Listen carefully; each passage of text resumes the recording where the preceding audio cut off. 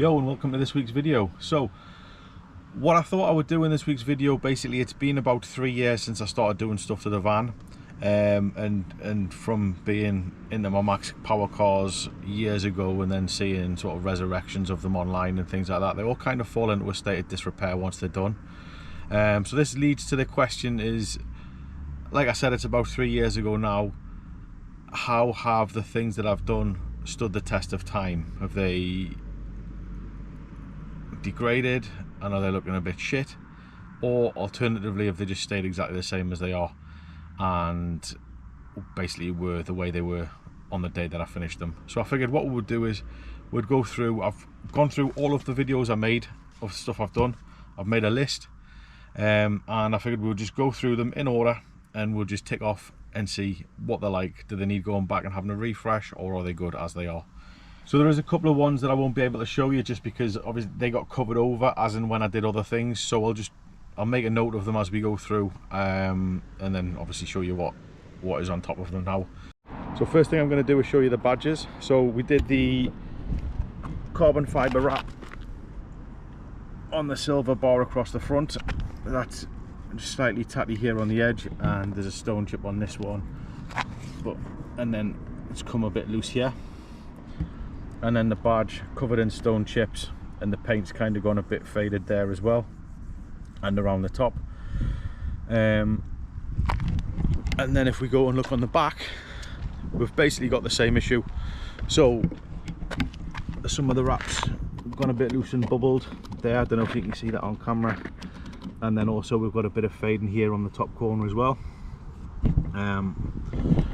So they could do with a refresh, I think. So next on the list is numbers 2 to numbers 4. So really early subscribers will remember when I removed the plywood floor out of the van, it left holes in there from where it had just been screwed in. So I wanted to fill those in rather than just cover them over. So I did that, but obviously with the plywood floor back in the van, you can't see it. So we're gonna have to skip over that one and just presume that it's good. The next one was sound deadening and insulation, which again, it's all underneath here, so you can't see it at all. Just again, presume that that's all good.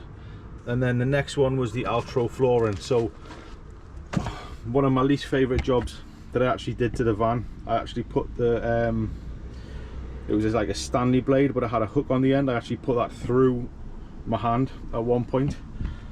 But yeah, so it's all good. It's basically exactly the same as it was on the day that I fitted it.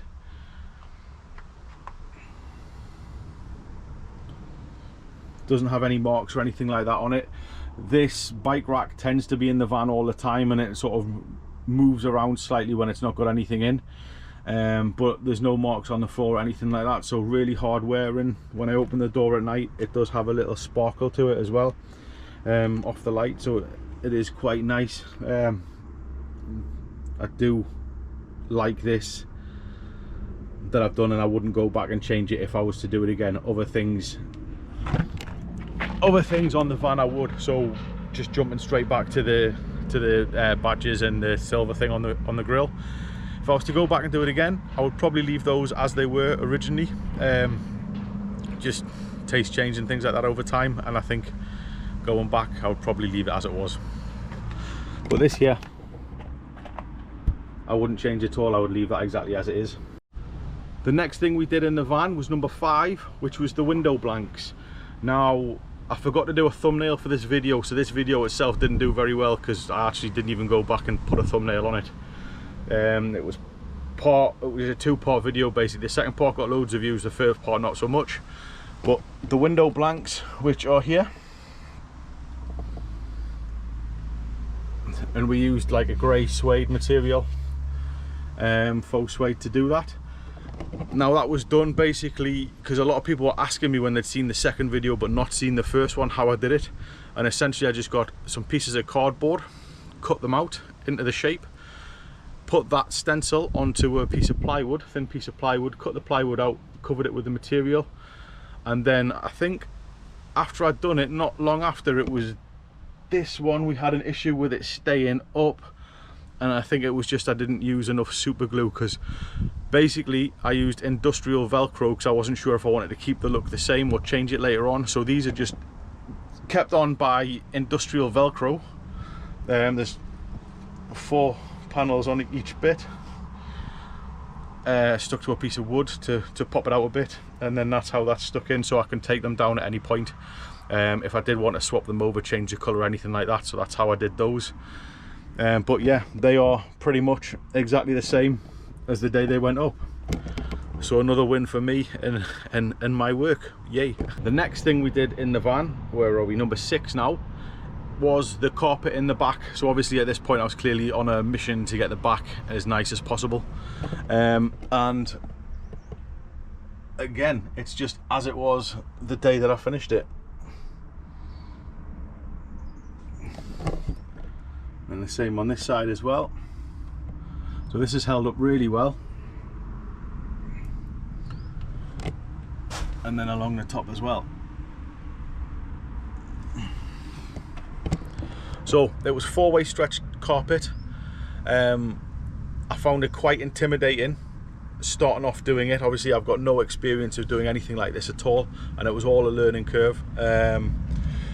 But yeah, just took my time, figured it out as I went, watched a couple of tutorials online, and in all honesty, as long as you kind of get it straight along the top and then understand that, you know, it does have stretch in it to be able to get into the I can't see that one, this one, the deeper corner areas like that. So this is one piece, and it's got the stretch in it to go into there and come out, but then also go down and over at the same time as not crease as well. So understanding that and figuring out how the material actually works, yeah, it's stood up to the test of time, and just taking your time and understanding how to fit it as well. It's a lot more straightforward and less intimidating than when you've got the glue and the roll and you're about to start, basically.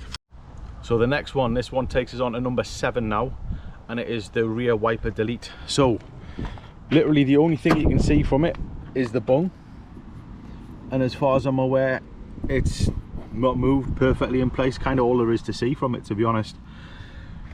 It's never been loose, as far as I'm aware. It hasn't leaked, so all seems good from that end. Number 8. Now number 8 is the Volkswagen Touran carpet that I put in the front cabin.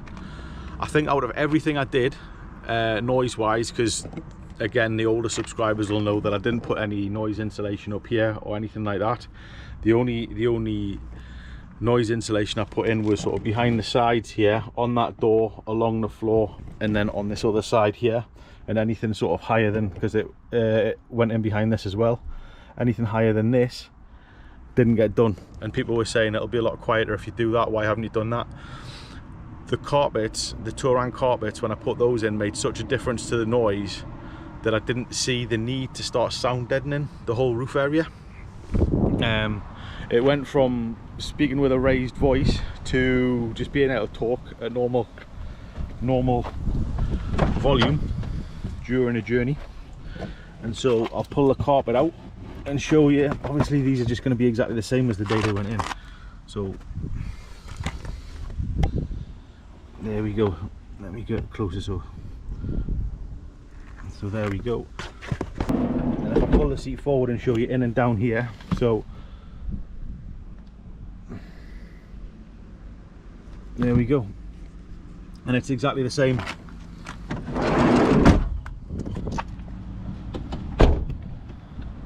It's exactly the same over on the driver's side as well. You'll have to excuse my cheap eBay floor mats, because even though I only wear trainers in here, that's worn through, so that shows the quality of that, which is why I never told anyone where I got it from, because I knew it wouldn't be good. But yeah, there we go. So, and it's the same behind the driver's seat as it is the passengers as well.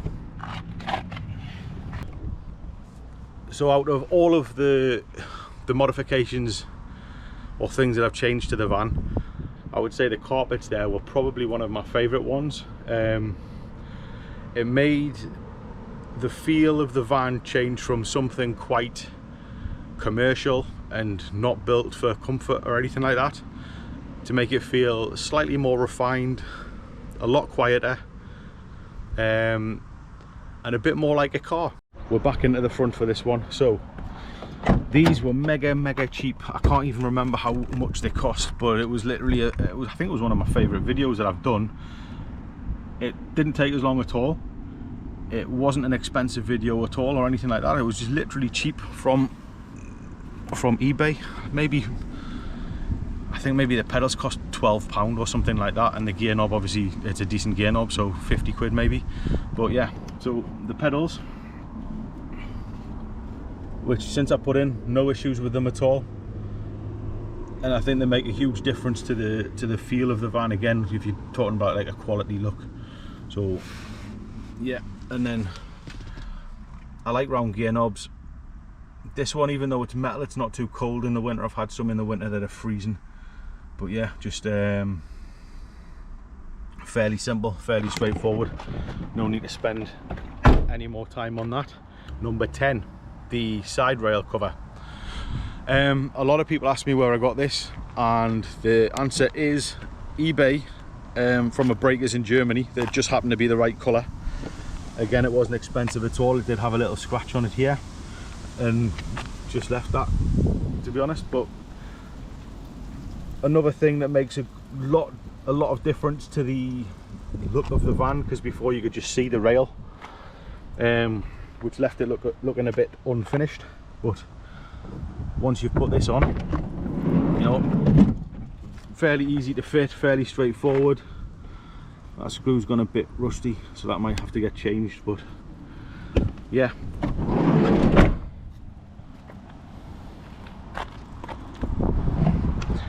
Once you put that on, it makes a large difference to the way the van looks. It looks a lot more complete than just having the rail on show. A lot cleaner as well, if you like a clean look of a vehicle. So yeah, that was that one, and that was, I think, again, that was fairly straightforward to fit. It came with all, other than the 2 screws, I believe, what needs to change? There's something needs to change, I don't know. It might be that, it'll be in the video, but something needs to change in order to, is it the rail needs to change to have the connections on for the cover? I can't, so long ago I can't remember. It'll be in the video. If you're interested in that, obviously go back and watch the original video. But yeah, no change other than that 1 screw. Everything's as it was. Part number 11, the wheels. Where are we at? How do I describe this? So I like the wheels now. I liked them at the time, but if I was doing it again, I would probably choose some steel wheels over the wheels that I chose, and I probably wouldn't choose black either. It was just something I wanted to sort of tick off the list and do. But yeah, there we go. So other than the center caps, which are looking a bit aged, and the odd little scratch, the wheels are all in great condition. Obviously partly down to me being able to avoid curbs when I park and things like that, but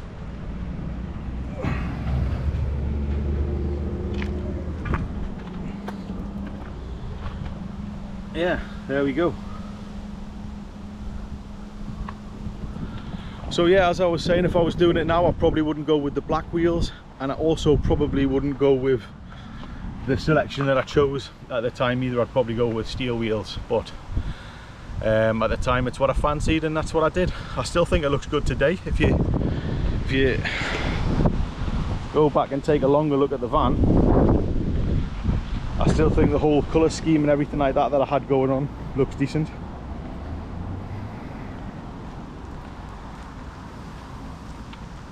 The wheels do actually need taking off and given a good clean, thorough clean, but yeah, the colour scheme that I had going on with the wheels that I chose, I think everything kind of works well together. from my original vision of the van and what I wanted to do. So happy with them, pleased I chose them. If I was doing it today, similar to the badges, I would probably go steel, maybe banded, maybe something a little bit bigger, I don't know, we'll never know. This one is point number 12. So I've had a lot of questions about this one as well, because these bumpers are slightly grey. They're like is it an anthracite grey colour, and I used plastic compound that you wipe on to make them black. So I basically recoloured them black. I think I did 3 coats when I originally did the video, and I've never ever revisited them at all, because it literally is like a liquid plastic. You rub it on with a sponge and then it dries a layer over the top. So literally 3 coats, never revisited at all since I did them, and so they're still holding up. So let's break it down and go really in depth. The van's as clean as it's ever going to be. Dropped something when I was moving it out of the back of the van, so that's down on me, that's not down to the product that I used at all. The sides, now these seem to have the most issue, and I'll tell you why. Because this one, although this one here is perfect, I would say, for some reason, and this was happening before I did these originally, this is turning white along the top, and I don't know what that is. It's not polish or anything like that. I think it might just be the plastic getting old and starting to lose its properties and colour for it to do that. I'm not really sure, and I don't really understand why that's happening on that one and not that one. Front bumper, again exactly the same as it was.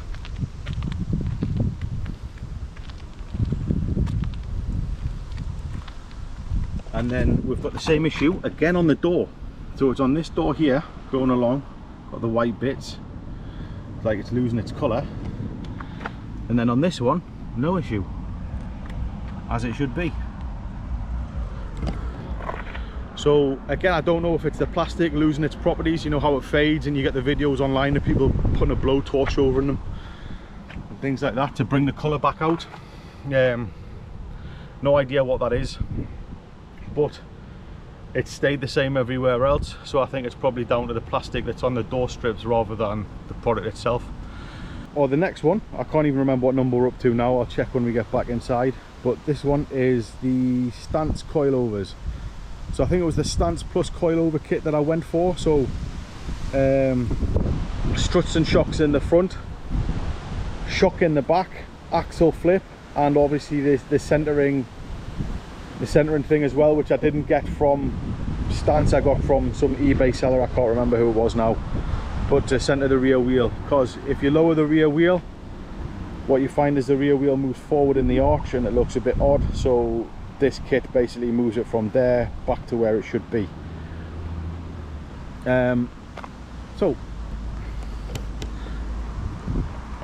I can't really get in there to show you. Obviously there's, if you look at how low it is,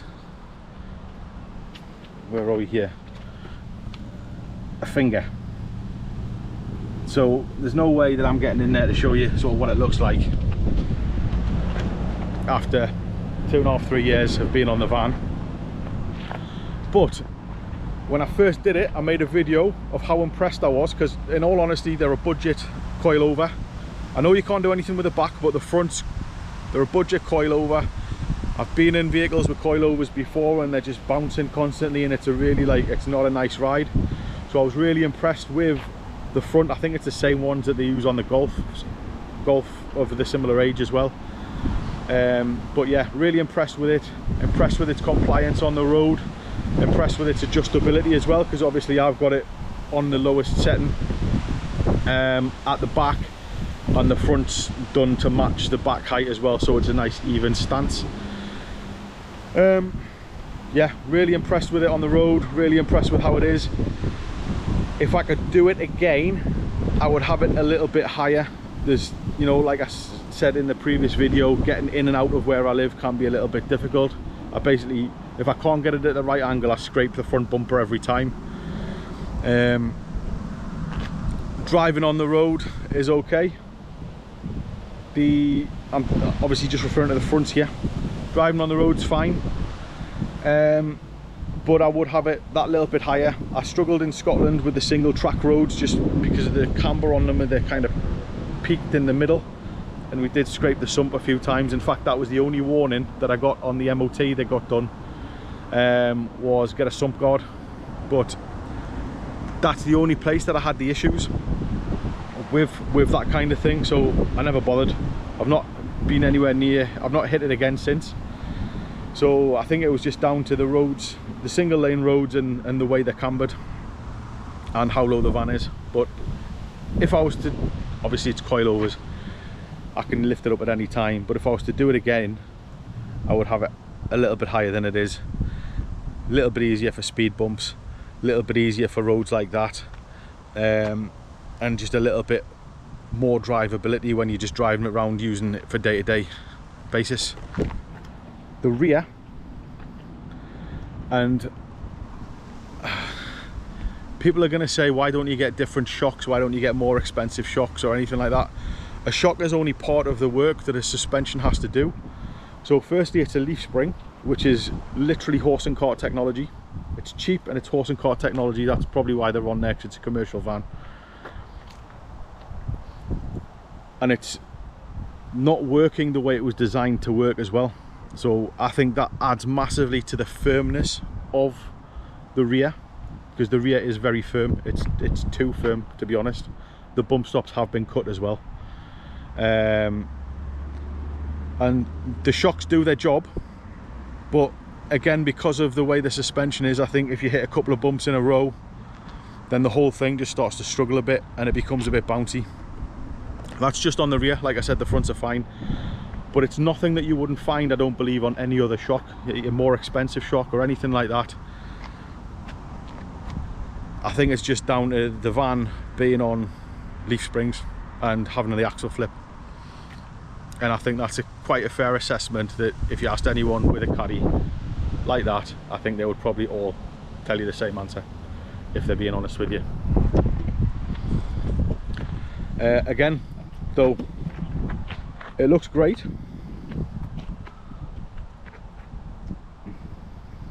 Just for me and how I use the van now, probably a little bit higher. Like I said though, it is coilovers. It does have the adjustability on the back. I'll show you that now actually. So where are we? There we go. So you can see how many, 1, 2, 3, 4, 5, 6, 7. So seven different height options for the rears where you can lift it up to. Part number 14. So this was the remaining roof, because I took ages to get the roof back in here.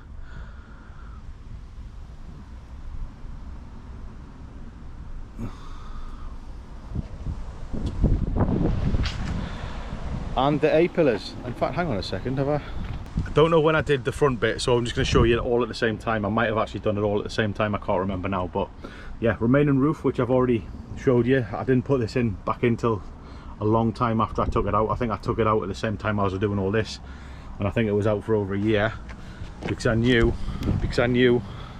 what we were going to do in the front, which essentially was flocking the A-pillars, which I've tried, and this one on this side as well. So these still look brand new from the day they came back. I tried to cover them in material. The stretch wasn't there enough. I didn't want them on carpet. I wanted them on like the suede material that all this is done with. I'll come back to this, but I wanted them on that material, but that material didn't have the stretch in it. So then I tried to flock them myself using a cheap kit, and that didn't work at all. So I just sent them away to get done professionally, and that's how they came back. 10 out of 10. Absolutely like the day I received them back in the post.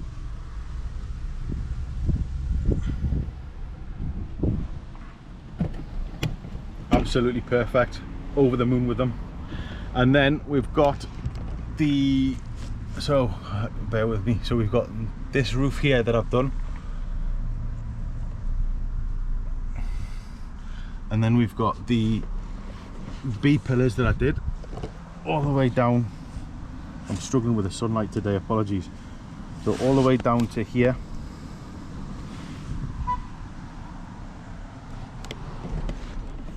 And the same on the other side. That might be better actually because the sun isn't there. So all the way down. And then this shelf we did in the same material as well.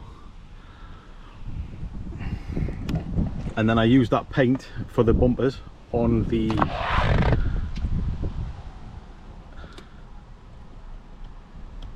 sun visors and some of the buttons. So it has come away slightly here. Where's that? There we go. So you can see it's chipped away slightly there, but everywhere else it's all pretty much stood up to the test of time, and it's all pretty good. On the seatbelt bits as well. So these are quite high use areas. A couple there, look. Quite high use areas, and it stood up to it way better than I thought it would when I did it originally, which is quite impressive really. Just going to jump in here. This isn't next, but this is next, if that makes sense. I can't remember when I had these done, and it just came to me when I was doing the other bit. So the rear tinted windows, obviously I got these done professionally. I spoke to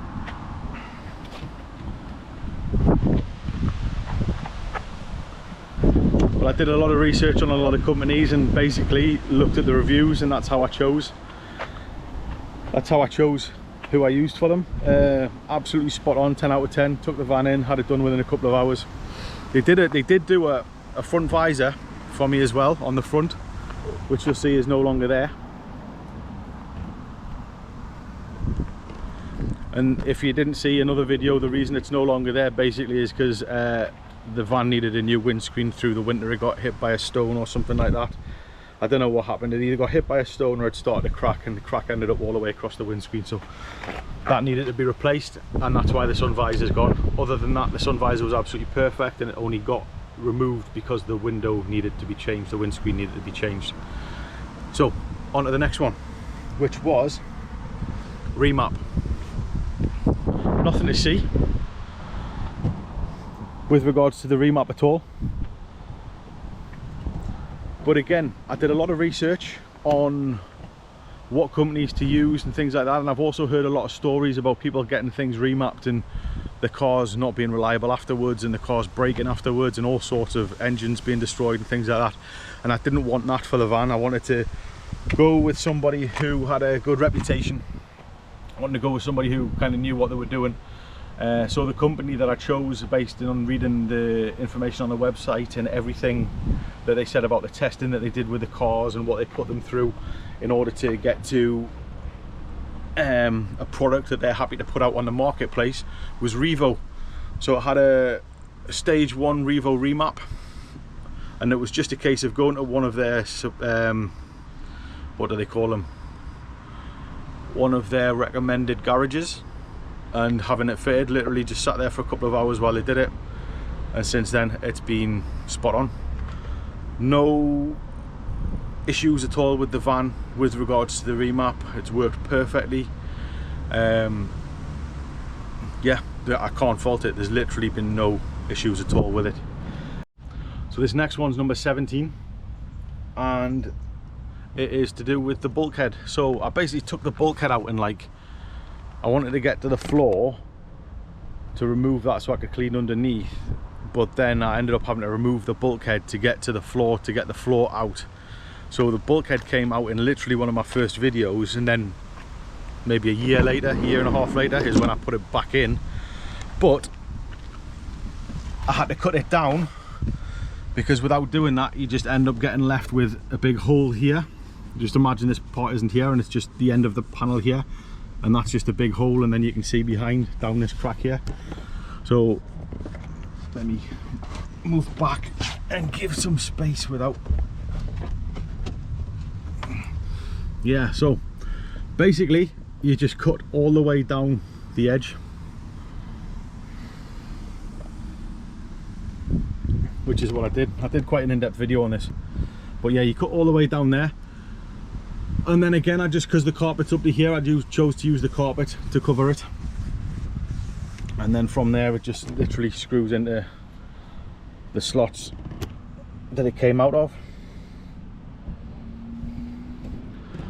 And then exactly the same over on the other side. It gives a really nice finish. I think on the Caddy Life ones, you can buy them kind of already done like this, where it's a specific panel. It's a specific panel because the Caddy Life doesn't have a bulkhead. But obviously it's a way to get around having to pay the cost of getting the Caddy Life ones, and it's fairly straightforward, to be honest, as well. I wouldn't be intimidated about doing that, as long as you know exactly where you're cutting and you're not going to cut too far, but then at the same time it's getting covered over with carpet, so it will mask quite a few mistakes, as long as you don't obviously cut it in half or something like that. But yeah, as long as you figure out what side you're cutting on and where you need to be on each side before, as long as you figure out what side you're cutting on, where you're cutting on each side, because the profile of it changes from one side to another, which is why you've got this kind of ridge here. But as long as you know kind of where you're going, the carpet will hide mistakes. So if you are looking to do something, that's probably quite a good place.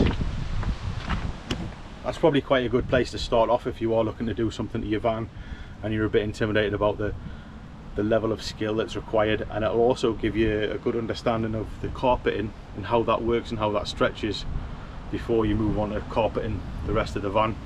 And it'll take away like most of the intimidation factor of doing the back of the van, because you've already done those little bits and got a kind of a little bit of an understanding of how the carpet works with its four-way stretch and also sticking it down as well. The next thing we did on the van was the roof rack.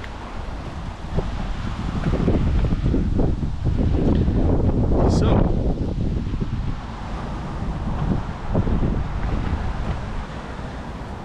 obviously it's mainly for aesthetics, which is why I got it originally. I've never used it, I never plan on using it. But a couple of things that I'll talk about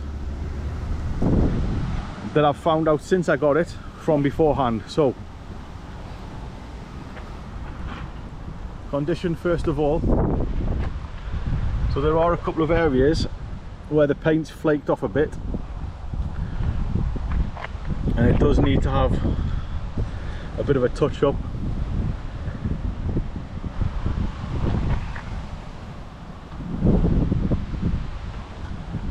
Applied to it just to make it nice and neat again. So a bit of a touch up, probably do it some favours, just to tidy it up. Looks wise, I'm still like 10 out of 10 on the looks. I think it looks fantastic. I think it adds to the van. It's in the style of the original sort of retro roof racks, so it fits in well with Volkswagens and their history. Would I have it again? Honest answer, probably not. There is some buffering when you're going down the dual carriageway, so it starts at about 50 mile an hour that you hear buffering, and it's not down to this, it's down to all roof racks, anything that upsets the wind as it flows around the vehicle. But all roof racks will do it, this one's no different, and you start to hear it at about 50 mile an hour. Love the way it looks, and that's basically the only negative that I can say about it. Bit of tidying up that it needs. Obviously it's been outside on the van for a couple of years, so that's no surprise. And also the buffering, which all roof racks do. Looks wise, like I said, it's 10 out of 10. I think it goes really well with the look of the van that I wanted to achieve as well.